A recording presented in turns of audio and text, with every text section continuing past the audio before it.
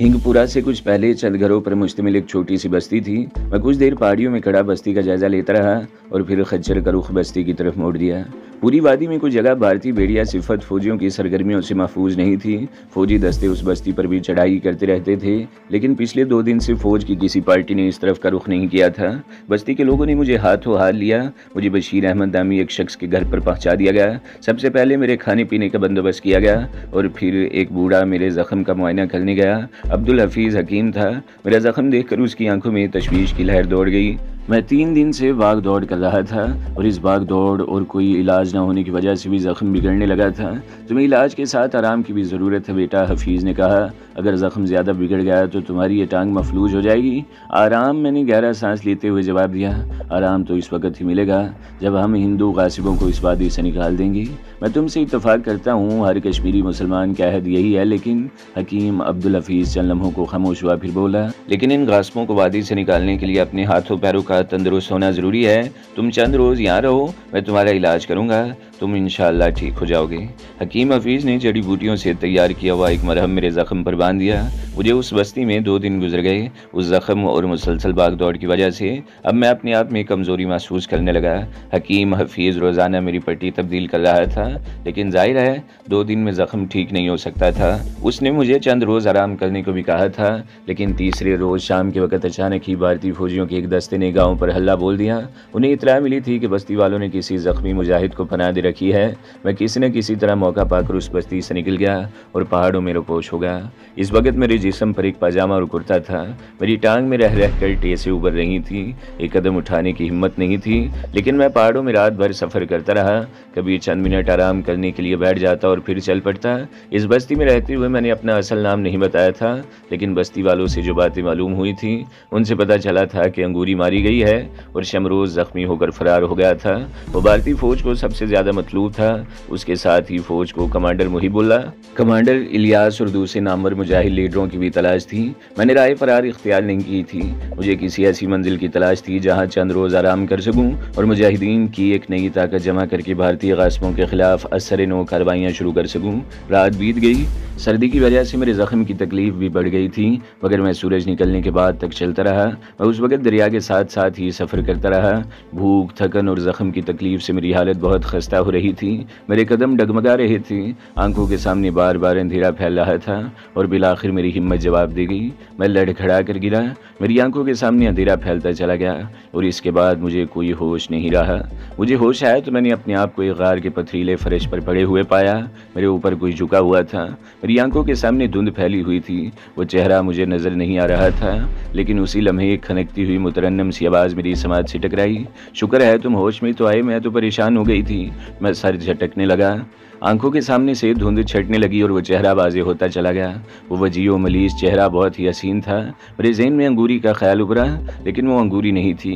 अंगूरी ने माथे पर कभी बिंदिया नहीं लगाई थी। और फिर मुझे याद आ गया कि अंगूरी अब इस दुनिया में ही नहीं है। वो बहुत हसीन थी, मोटी मोटी सी आंखें जिनमें सितारों जैसी चमक थी और माथे पर सुर्ख बिंदिया बहुत भली लग रही थी। वो घुटनों के बल बैठी आगे को झुकी हुई थी। इसकी नज़रें मेरे चेहरे पर मरकूज थीं। मैं गौर से इसकी तरफ देख रहा था। मेरे हवास बहाल हो रहे थे। उसके माथे पर चमकती हुई बिंदिया देखकर मुझे अंदाज़ा लगाने में दुश्वारी पेश नहीं आई कि वो हिंदू है, और इसके साथ ही मेरे दिमाग में सनसनाहट सी होने लगी। मैं पलक झपके बगैर इसकी तरफ देखता रहा। उस चेहरे और उस आवाज़ ने मुझे महसूस सा कर दिया और एक लम्हे को मैं ये भूल गया कि मैं कौन हूँ, किस हाल में हूँ और कहाँ हूँ। कैसे हो जी? वो जल तरंग सी आवाज़ फिर मेरी समाज से टकराई। तुम जितनी देर बेहोश रहे हो, हमने भगवान से प्रार्थना की कि तुम होश में आ जाओ। सियाने ठीक ही कहते हैं, दिल से मांगी हुई दुआ ज़रूर पूरी होती है। तुम होश में आ गए, मेरी दुआ पूरी हो गई। अब तुम चिंता मत करो, बहुत जल्द अच्छी हो जाओगे। मैं चलने में उसकी तरफ देखता रहा और फिर उठने की कोशिश की तो दर्द की एक शदीद लहर भर की रूह की तरह मेरे बदन में फैलती चली गई। मैं बेख्तियार करा उठा और दोबारा पथरीले फर्श पर लेट गया। मेरी जख्मी टांग में शदीद दर्द की टेसें उठ रही थी। मैंने दांत भींच कर आंखें बंद कर ली और ज़हन पर जोर देकर सोचने लगा कि मैं कहाँ हूँ, मेरी टांग कैसे जख्मी हुई थी। मैं और अंगूरी फौजी काफिले की तबाही के बाद 2-3 दिन ऊंचे पहाड़ियों में सफ़र करने के बाद पहलगाम से चंद मील दूर गुलाम रसूल नामी एक काश्तकार के फार्म हाउस में पहुंचे थे, जहाँ एक जख्मी मुजाहिद पहले से मौजूद था। और फिर उसी रात भारतीय फौजियों ने उस फार्म पर हमला कर दिया। हम मुकाबले की पोजीशन में नहीं थे। गुलाम रसूल और उसकी बीवी ने हमें वहाँ से भगा देना चाहा था, क्योंकि उनके ख्याल में मेरी और अंगूरी की ज़िंदगियाँ सबसे अहम थी और कश्मीरी कौम को हमारी ज़रूरत थी। फार्म हाउस से फरार की कोशिश में अंगूरी भारतीय फौजियों की गोलियों से छलनी हो गई और मेरी टांग में भी गोली लगी थी, लेकिन मैं वहाँ से भाग निकलने में कामयाब हो गया था। मैं 2 दिन तक पहाड़ियों में भटकता रहा। मुझे किसी ऐसी जगह की तलाश थी जहाँ मैं चंद रोज़ आराम कर सकूँ और अपने बिखरे हुए साथियों से रब्ता करके उन्हें एक जगह जमा कर सकूँ, लेकिन मुझे ऐसी कोई जगह नहीं मिली। हर शहर, हर गाँव और हर बस्ती में भारतीय फौजी मौजूद थे। मुझे जंगलों और पहाड़ियों में भी तलाश किया जा रहा था। मेरी टांग का जख्म फैलता जा रहा था। मुझे डर था कि अगर तिब्बी इमदाद न मिली तो जहर फैल जाएगा और टांग मफलूज हो जाएगी। मैं किसी महफूज जगह की तलाश में पहाड़ियों में भटकता रहा और बिलाखिर मेरी हिम्मत जवाब दे गई और मैं गिर कर बेहोश हो गया। और अब जो होश आया तो ना सिर्फ अपने आप को एक गार में पड़े पाया, बल्कि एक हसीना भी मेरे ऊपर झुकी हुई थी। मैं उठने की कोशिश करते हुए करा उठा तो इसने जल्दी से आगे बढ़कर मुझे सहारा देकर बिठा दिया। मैंने अपने आप को घसीट कर दीवार से टेक लगा ली। मेरी दोनों टांगे आगे को फैली हुई थी। जिस टांग में गोली लगी थी वो लकड़ी के तख्ते की तरह अकड़ी हुई थी। पतलून का वो हिस्सा खून से सुरख हो रहा था। खून सूख गया था और पतलून का कपड़ा भी अकड़ा हुआ था। तुम बहुत घायल हो जी, वो हसीना मेरी तरफ देखते हुए बोली। कैसे लगी गोली तुम्हारी टांग में? तुम्हें कैसे पता चला कि मुझे गोली लगी है? अपनी तकलीफ के बावजूद उसकी बात सुनकर मैं चौंके बगैर नहीं रह सका। हमने देखा था जी, इसने नजरें झुकाते हुए मध्यम लहजे में बोला। हम तो वैद जी को बुलाने जा रहे थे, मगर इस कारण हमने इरादा बदल लिया। किस कारण? मैंने उलझी हुई नजरों से उसकी तरफ देखा। तुम मुसलमान हो जी, उसने शर्माते हुए जवाब दिया। अगर हम वैद जी को बुला लाते तो वो तुम्हें सैनिकों के हवाले कर देते, इसलिए हमने वैद जी को नहीं बुलाया और तुम्हारे होश में आने का इंतजार करते रहे। अब बताओ जी, हम तुम्हारा करें क्या? तुम्हारा कष्ट हमसे देखा नहीं जाता। मैं गहरी नज़रों से उसकी तरफ देख रहा था। अब उसमें कोई शुबा नहीं था कि वो हिंदू थी और उसने ये भी जान लिया था कि मैं मुसलमान हूँ, लेकिन इसके बावजूद उससे मुझसे हमदर्दी थी और मेरी तकलीफ उससे देखी नहीं जा रही थी। उसने किसी वैद को इसलिए नहीं बुलाया था कि वो मुझे फौजियों के हवाले कर देगा। तुम कौन हो? ये जगह कौन सी है और मुझे इस गार में कौन लाया था? मैंने एक वक्त में कई सवाल कर डाले। हमारा नाम सीता है जी, सीता देवी, उसने जवाब दिया। ये जगह डोडा से 5 कोस दूर है। वो उधर एक छोटी सी बस्ती है, चंद घर हैं। मेरा मामा वहाँ रहता है, उसकी ज़मीन है, सेब के बाग हैं और वो बस्ती का मुखिया भी है। हम जयपुर से आए हुए हैं जी। वो चंद लम्हों को खामोश हुई, फिर बात जारी रखते हुए कहने लगी। हम सैर को इस तरफ आए थे, लेकिन तुम्हें वहाँ बेहोश पड़े देखा। आसपास और कोई नहीं था। हम तुम्हें उठाकर इस गार में ले आए और नदिया से पानी ला ला कर तुम्हें होश में लाने की कोशिश करते रहे। मुझे तो यहाँ ऐसी कोई चीज़ नजर नहीं आ रही। तुम पानी किस में लाई थी और नदिया यहाँ से कितनी दूर है? मैंने इधर उधर देखते हुए पूछा। नदिया इधर नीचे की तरफ है जी, उसने एक तरफ इशारा किया। हम नदिया पर जाकर अपन साड़ी का पल्लू भिगो लेते और यहाँ आकर तुम्हारे मुंह पर निचोड़ देते, पर तुम बहुत बेहोश थे और जानते हो 2 घंटों बाद होश में आए हो। तुम हिंदू हो और तुमने ये भी जान लिया कि मैं मुसलमान हूँ। इसके बावजूद तुमने बस्ती वालों को मेरे बारे में इतला नहीं दी। मैंने उसके चेहरे पर नजरें जमाते हुए कहा। तुम तो पहले ही घायल हो, वो बोली। बस्ती वाले तुम्हें सैनिकों के हवाले कर देते और वो तुम्हें मार देते और तुम नहीं चाहती कि मैं मार दिया जाऊँ। मैंने एक बार फिर इसके चेहरे पर नजरें जमा दी। हमने जयपुर में सुना था कि कश्मीर में मुसलमान हिंदुओं पर बहुत जुल्म करते हैं। हमारे पिताजी तो हमें यहाँ आने नहीं देते थे, लेकिन हम ज़बरदस्ती आ गए। यहाँ 1 महीने से हैं और जो कुछ देखा है वो बहुत अफसोसनाक है जी। यानी मुसलमान हिंदुओं पर जुल्म ढा रहे हैं? मैंने कहा। नहीं जी, उसने जवाब दिया। बात तो इससे उलट है जी।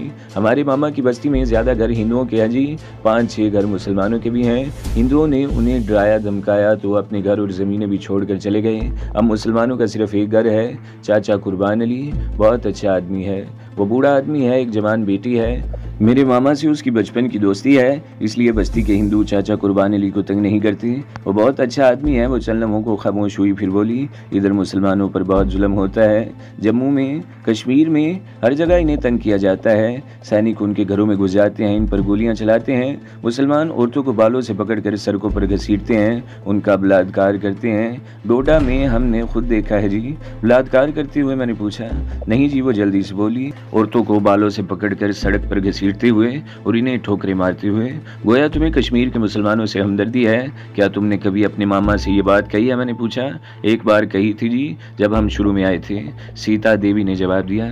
मामा ने हमें डांट दिया था कि आइंदा हम मोहतात रहें और किसी के सामने ऐसी बातें न करें, पर मैं वो दिन कैसे भूल सकती हूँ जी, जब 4 लड़के डोडा की तरफ से पहाड़ियों में भागते हुए इस तरफ आ गए थे और सैनिकों ने राम मंदिर वाले चश्मे के करीब उन्हें घेर कर गोलियों से भून दिया था। हमने सब कुछ देखा था, मगर मामा से कुछ नहीं कहा। हमें बहुत दुख हुआ था। हम मामा से अपने दुख का इजहार करते तो हमें बड़े जोर से डांटते, और अब वो चंद लम्हों को खामोश हुई, फिर बात जारी रखते हुए बोली, अब तुम आ गए हो, बहुत घायल हो, हमारी समझ में नहीं आ रहा कि हम तुम्हारा क्या करें। मैंने पहली मर्तबा गौर से इसकी तरफ देखा। इसकी उम्र 25 और 30 के दरमियान रही होगी। भरा भरा गुदाज जिस्म, लंबा कद, चेहरे के नकूश बड़े गजब थे। उसने आसमानी रंग की साड़ी पहन रखी थी। ब्लाउज का वी शेप का गिरबान खासा फराग था। वो घुटनों पर किसी कदर आगे की तरफ झुकी हुई थी। मेरी नज़रें उसके गिरबान के अंदर भटकने लगीं और मेरे दिल की धड़कन तेज हो गई। उसने मेरी नज़रों को ताड़ लिया और सीधी होकर बैठ गई। तुम मेरी मदद करना चाहती हो सीता? मैंने उसके चेहरे पर नजरें जमाते हुए कहा। तुम चाहती हो कि मैं भारतीय सैनिकों के हत्थे न चढ़ूं? हाँ, मैं यही चाहती हूँ, लेकिन मेरी समझ में नहीं आता कि तुम्हारी मदद किस तरह करूँ। तुम्हारा इलाज ना हुआ तो तुम एक तरह से मेरी मदद कर सकती हो। मैंने इसकी बात काट दी। तुमने बताया था कि तुम्हारी बस्ती में एक मुसलमान घराना भी है और तुम्हारा मामा इस बूढ़े मुसलमान कुर्बान अली का बचपन का दोस्त है। हाँ, सीता देवी ने इस बात में सर हिलाया। क्या तुम कुर्बान अली को मेरे बारे में बता सकती हो, इस तरह कि किसी और को पता न चले? मैंने कहा। अरे हाँ, सीता देवी बोली, चाचा कुर्बान अली को तो हम भूल ही गए थे, वो भी हिकमत जानता है, हम अभी जाकर इसको बताते हैं। वो एकदम जाने को तैयार हो गई। अभी रुक जाओ, मैंने कहा, मुझे बड़ी शिद्दत से प्यास लगी है, किसी तरह मुझे एक घूंट पानी पिला दो। पानी हम अभी लाते हैं, वो ये कहते हुए उठकर गार से चली गई। मैं एक हाथ से अपनी जख्मी टांग को दबाने लगा जिसमें शदीद टेसे उठ रही थी। मैं बड़ी मुश्किल से तकलीफ जब्त किए हुए था। सीता देवी के जाने के बाद मैं इधर उधर देखने लगा। ये गार ज्यादा बड़ा नहीं था, 15-20 आदमी उसमें आसानी से समा सकते थे। एक तरफ से उसकी छत इस कदर नीचे झुकी हुई थी कि झुक कर चलना पड़ता था और दूसरी तरफ 20-22 फीट ऊपर चली गई थी। एक तरफ जहाँ छत नीचे थी, दीवार के साथ 3 बड़े पत्थर चूल्हे की तरह रखे हुए थे जिसमें जले हुए कोयले और 1-2 अध जली लकड़ियां भी पड़ी थी। वो दीवार धुएं से काली हो रही थी। इसका मतलब था कि यह गार बाकायदा रिहाइश के लिए भी इस्तेमाल होता रहा है। हो सकता है कभी मुजाहिदीन ने यहाँ ठिकाना बना रखा हो। मैं अभी इस गार का जायजा ले ही रहा था कि सीता देवी गार में दाखिल हुई। इसने साड़ी का पल्लू समेट कर दोनों हाथों में उठा रखा था और हाथ से पानी की बूंदें टपक रही थी। वो तेज तेज कदम उठाती हुई मेरे करीब आकर घुटनों के बल झुककर बैठ गई और साड़ी का भीगा हुआ पल्लू मेरे मुंह के करीब ले आई। साड़ी का पल्लू पानी से तर था, बूंदें टपक रही थी। मैंने मुंह खोल दिया। वो भीगा हुआ कपड़ा निचोड़ने लगी, पानी के कतरे हलक से टपकने लगे। फिर मैंने उसकी साड़ी का पल्लू हाथ में ले लिया और उसे मुंह में डालकर चूसने लगा। मेरी प्यास पूरी तरह तो नहीं बुझी, लेकिन हलक तर हो गया था और वो बेचैनी खत्म हो गई जो मैं कुछ देर पहले महसूस कर रहा था। अब हम जाएं? उसने अजीब सी नजरों से मेरी तरफ देखा। हम चाचा कुर्बान अली को तुम्हारे बारे में बताकर उनसे कोई दवा ले लेंगे। हाँ जाओ, लेकिन मैं तुम्हें अपने जख्म के बारे में अच्छी तरह से बता दूं। मैंने कहा, गोली गोश्त को चीरती हुई निकल गई थी। अगर गोली अंदर रह जाती तो शायद मैं जिंदा न बच सकता।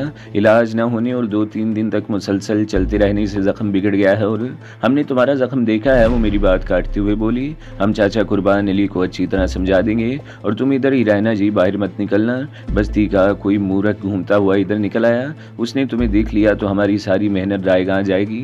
ठीक है, मैं इस गार से बाहर नहीं निकलूंगा, मैंने मुस्कुराते हुए कहा। वो उठकर बाहर की तरफ जाने लगी। दहाने के करीब रुककर इसने मेरी तरफ देखा और फिर बाहर निकल गई। सीता देवी के जाने के बाद मैं देर तक उसके बारे में सोचता रहा। वो हिंदू थी, लेकिन उसे कश्मीरी मुसलमानों से हमदर्दी थी। उसे बताया गया था कि जम्मू और कश्मीर में हिंदुओं पर मुजालिम ढाए जा रहे हैं, लेकिन यहाँ आकर उसे मामला इसके बरक्स नजर आया। मुसलमान हिंदुओं पर नहीं, हिंदू मुसलमानों पर जुल्म ढा रहे थे, इन्हें इसके घरों से बेदखल कर रहे थे। ये बड़ी अच्छी बात थी कि सीता ने हकीकत का इतराफ़ कर लिया था।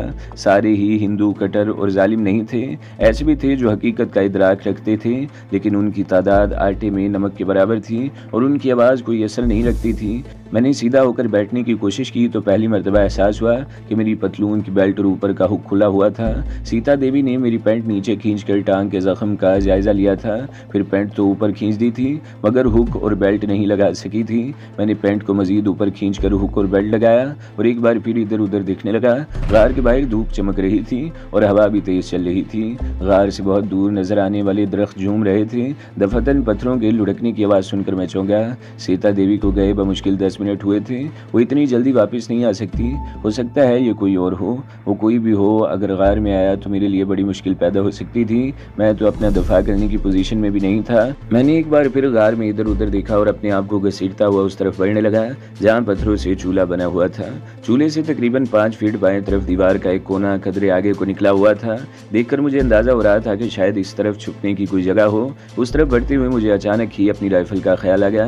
मैंने इधर उधर देखा, राइफल गार में कहीं भी नहीं आई थी। मुझे अच्छी तरह याद था कि घर में बेहोश होने से पहले राइफल मेरे कंधे पर लटकी हुई थी।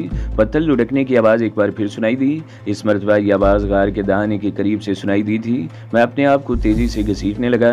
मेरा अंदाज़ा दुरुस्त निकला। आगे को निकली हुई दीवार की पिछली तरफ एक लंबी सी दरार थी और वो दरार इस कदर कुशादा थी कि 3-4 आदमी पहलू व पहलू चल सकते थे। अंदर किसी तरफ से मध्यम सी रोशनी भी नजर आ रही थी। उस दरार में एक तरफ लकड़ियों का ढेर लगा हुआ था और उसके ऊपर ही मेरी राइफल भी पड़ी हुई थी। मेरे होंठों पर खफीफ सी मुस्कुराहट आ गई। मैंने राइफल उठा ली और अपने आप को घसीटते हुए मजीद पीछे हटता चला गया। तकरीबन 5 गज आगे दरार बाएं तरफ मुड़ गई। मैं भी इसी तरफ घूम गया। मोड़ के दूसरी तरफ दरार तंग थी और तकरीबन 200 गज आगे जाकर बंद हो गई थी।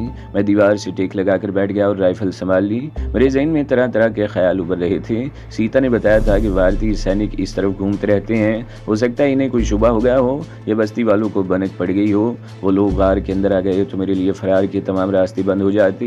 ये गार मेरे लिए चूहेदान बन जाती। गार में अब दौड़ते हुए कदमों की आवाज़ सुनाई दे रही थी, लेकिन कदमों की वो आवाज़ें भारी नहीं थी और चंद सेकंड्स बाद ही मेरे इस ख्याल की तस्दीक भी हो गई। वो 9 उम्र लड़के थे और उनकी तादाद 4 या 5 रही होगी। वो गार में इधर उधर दौड़ते हुए शोर मचा रहे थे। उनकी आवाज़ गार में गूंजती तो वो मज़े लेने के लिए और भी ज़ोर से चीखने लगते। अब मैं सूरत हाल समझ गया था। बस्ती के 9 उम्र लड़के शायद खेलते हुए इस तरफ आ निकले थे। मुझे अपना लड़कपन याद आ गया। मैं भी तो हम उम्र लड़कों के साथ अपने कस्बे के नवा में पहाड़ियों पर घूमता रहता था। ये लड़के भी यकीनन खेलने ही के लिए निकले थे, लेकिन अगर उन्हें गार में मेरी मौजूदगी का एहसास हो गया तो मेरी ज़िंदगी ख़तरे में पड़ जाएगी। दफतन एक आवाज़ सुनकर मैं चौंक गया। वो आवाज़ लड़कों की आवाज़ों से मुख्तलिफ थी। वो आवाज़ दोबारा सुनाई दी तो मुझे अंदाज़ा लगाने में दुश्वारी पेश नहीं आई कि उस लड़की की उम्र भी 12-13 साल से ज़्यादा नहीं थी। वो भी कोई गैर मामूली बात नहीं थी। गाँव देहात का माशरती माहौल अब भी वही था जो बरसों पहले था। नौजवान लड़कियाँ और लड़के रात को गलियों में देर तक टीलू और लुकन मिट्टी खेलते। माँ बाप को कोई फिक्र या परेशानी नहीं होती थी। ये लड़की भी अगर अपनी उम्र के लड़कों के साथ खेलती हुई बस्ती से बाहर आ गई थी तो उसके माँ बाप को यकीनन कोई परेशानी नहीं होगी। लेकिन चंद सेकंड्स बाद ये एक और आवाज़ सुनकर मैं उछल पड़ा। वो आवाज़ ऐसी थी जैसे मुंह चूमा गया हो। फिर लड़की की मिनमिनाती हुई आवाज़ भी सुनाई दी, रमेश छोड़ दो मुझे, मैं पिताजी से तुम्हारी शिकायत कर दूंगी। कर देना शिकायत। ये आवाज़ गालबन रमेश की थी। आज तो तुम काबू में आ गई हो लक्ष्मी, हम तुम्हारे चुम्मे ही नहीं कुछ और भी लेंगे। छोड़ दो मुझे, मैं अभी जाकर पिताजी से शिकायत करती हूँ। इस मरतबा लड़की की आवाज़ में किसी कदर गुस्सा भी शामिल हो गया था। तुम यहाँ से जाओगी तो शिकायत करोगी ना? रमेश की आवाज़ सुनाई दी। उसकी आवाज़ से अंदाज़ा लगाया जा सकता था कि उसकी उम्र 15 साल ज़रूर होगी। वो कह रहा था, इसकी चड्डी उतारो सुंदर, मैं देखता हूँ ये कैसे शिकायत करेगी अपने पिताजी से। मेरा खून खोल कर रह गया। अब सारी बात मेरी समझ में आ गई। 4-5 लड़के लक्ष्मी नामी उस लड़की को धोखे से यहाँ ले आए थे और अब उसके साथ शैतानी खेल खेलना चाहते थे और वो लड़की अपने आप को छुड़ाने की कोशिश करते हुए चीख रही थी, छोड़ दो मुझे, मैं मुखिया काका से तुम्हारी शिकायत करूंगी। वो कह रही थी, मुखिया काका तुम्हारी खाल उधेड़ देंगे, हम ब्राह्मण हैं और तुम निचली जात की मोची की बेटी। ये रमेश ही की आवाज़ थी। तुम्हारी बात का कौन यकीन करेगा? जब हम मुखिया काका को बताएंगे कि तुमने मुझसे 2 रुपए लेने के लिए मेरे सामने कपड़े उतार दिए थे तो वो हमारी बात को कभी नहीं जुटलाएंगे। अगर तुम शोर मचाओगी तो यहाँ तुम्हारी आवाज़ भी कोई नहीं सुनेगा। मेरे दिमाग में सनसनाहट सी होने लगी। ये थी हिंदुओं की गंदी जहनियत। बड़े तो बड़े 9 उम्र लड़के भी ऊंची ज़ात का हक इस्तेमाल करना समझते थे। ऊंची ज़ात के हिंदू नीची ज़ात के हिंदुओं को अपने करीब नहीं पटकने देते थे। उन्हें मलीच और नापाक समझते थे। वो इन्हें अपने घरों में नहीं घुसने देते थे कि घर नापाक ना हो जाए। मगर जिनसी भूख मिटाने के लिए निचली ज़ात की औरतों को रोनते थे तो इन्हें कोई शर्म नहीं आती थी। मैं अपनी जगह पर बैठा खोलता रहा। उस लड़की की कोई मदद नहीं कर सकता था। अगर मैं सामने आता तो तमाम लड़कों को मौत के घाट उतारना पड़ता। उनमें से एक भी बचकर निकल जाता तो मेरी ज़िंदगी खतरे में पड़ जाती। मैं उस लड़की को तो बर्बाद होने से बचा लेता, मगर वो बस्ती में वापस जाकर मेरे बारे में बताती तो बस्ती वाले इस तरफ दौड़ पड़ते और मेरा जिंदा बचना मुश्किल हो जाता। मैं दौड़ तो क्या, चल भी नहीं सकता था। अगर मेरी टांग ठीक होती तो मैं इन लड़कों को डरा धमका कर भगा देता और ख़ुद यहाँ से किसी और तरफ निकल जाता। ओ ये क्या हो रहा है? एक और आवाज़ सुनकर मैं उछल पड़ा। वो सीता देवी की आवाज़ थी। दीदी दीदी मुझे बचा लो इनसे। उस लड़की की रोती हुई आवाज़ सुनाई दी। ये मुझे धोखे से यहाँ ले आए थे और ये झूठ बोलती है सीता देवी। एक लड़के ने चीखते हुए उसकी बात काट दी। मैं सब समझती हूँ, तुम्हारी बदमाशियाँ बढ़ती जा रही हैं। आज मैं मामा से कहकर तुम्हारा बंदोबस्त करती हूँ, शर्म आनी चाहिए तुम्हें। ये सीता देवी की आवाज़ थी। चलो भागो तुम लोग यहाँ से, और लक्ष्मी तुम कपड़े पहनो, तुम मेहमान आई हुई हो। सीता देवी, रमेश ने कहा, अपने लिए मुश्किलात पैदा ज़्यादा न करो, आज मैं तुम्हारी मुश्किलात तो हल कर दूंगी, मुझे अपनी मुश्किलात की परवाह नहीं है, भागते हो यहाँ से या नहीं? सीता ने चीख कर कहा। इसके बाद लड़कों की आवाज़ सुनाई नहीं दी। लक्ष्मी की बच्ची, तुम्हें इतने बड़े बड़े लड़कों के साथ खेलते हुए शर्म नहीं आती? चल मैं तुम्हें घर छोड़ाऊं, तेरी माँ से कहूंगी तुम्हें पटा डाल कर रखे और इस गार के भूत यही रहना। ये सीता की आवाज़ थी। आखिरी अल्फाज उसने यकीनन मुझे मुखातिब करके कहे थे। मुझे गार में ना पाकर वह समझ गई थी कि मैं कहाँ हूँ, क्योंकि इस दरार में मेरी राइफल तो उसी ने छुपाई थी। गार में एक बार फिर सन्नाटा छा गया। मैं अपनी जगह पर दुबका रहा। दरार में जिस जगह मैं बैठा हुआ था वहाँ हवा की आमदोरफ्त बिल्कुल नहीं थी। पसीने से मेरा जिस्म तर होने लगा। मैं कुछ देर और वहीं बैठा रहा, फिर अपने आप को घसीटता हुआ दूसरी तरफ लकड़ियों के ढेर के करीब आकर बैठ गया। यहाँ कुछ हवा आ रही थी। तकरीबन 10 मिनट बाद फिर गार में कदमों की आहट सुनाई दी। मैं मोहतात हो गया। ए जी, कहाँ हो? ये सीता की आवाज़ थी। अब बाहर आ जाओ, कोई ख़तरा नहीं है। तो दोस्तों, अगली किस्त सुनने के लिए हमारे चैनल को ज़रूर सब्सक्राइब करें, वीडियो को लाइक करें और बेल के आइकन पर भी क्लिक कर दें, ताकि हर जो आने वाली वीडियोज़ हैं वो आपको सबसे पहले मिलती रहें।